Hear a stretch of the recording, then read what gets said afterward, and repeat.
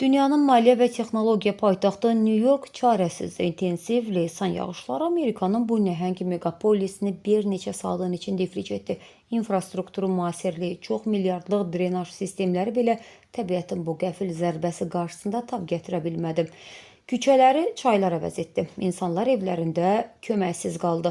Bu mənzərə təkcə Amerikaya məxsus deyil. Cəmi bir neçə gün öncə eyni fəlakəti qardaş Türkiyədə yaşadı. İstanbulun mərkəzi rayonları saniyələr içində su altında qaldı.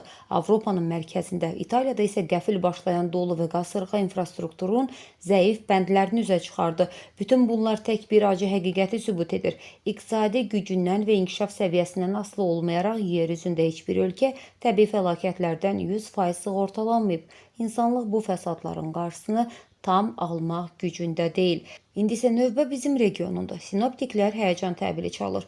Ölkə ərazisində, xüsusilə dağlıq və dağətəyi rayonlarda intensiv leysan yağışları, şimşək və dolu proqnozu verilir. Dağ çaylarından qısa müddətli sellərin keçmə ehtimalı var. Nyu-York və İstanbul nümunələri göstərir ki, təbiətlə zarafat etmək olmaz. Ekspertlər xəbərdarlıq edir ki, fəlakətin fəsadlarını sıfıra endirmək qeyri-mümkün olsa da, qabaqlayıcı tədbirlər görmək və rəsmi çağırışlara əməl etmək həyat xilas edir.